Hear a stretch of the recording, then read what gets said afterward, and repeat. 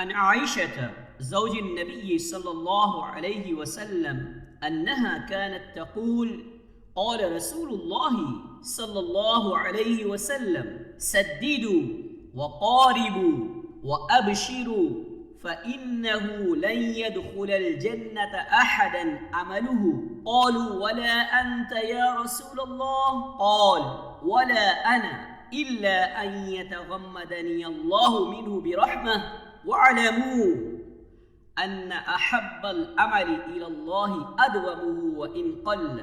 सहीह मुस्लिम।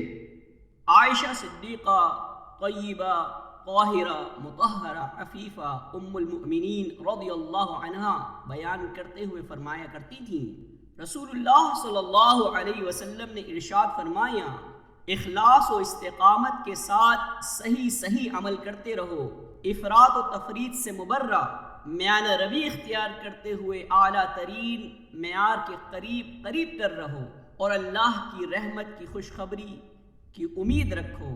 हकीकत यही है कि किसी को उसका अमल हरगिज़ जन्नत में दाखिल नहीं करेगा। सहाबा किराम रज़ियल्लाहु अन्हुम अजमईन ने दरियाफ्त करते हुए कहा, ए अल्लाह के रसूल, आपको भी नहीं? फरमाया, मुझे भी नहीं, मगर ये कि अल्लाह ताला मुझे अपनी रहमत से ढांप लेगा। और जान लो, अल्लाह ताला के नज़दीक महबूब तरीन अमल वो है जो हमेशा किया जाए, अगरचे कम ही क्यों न हो।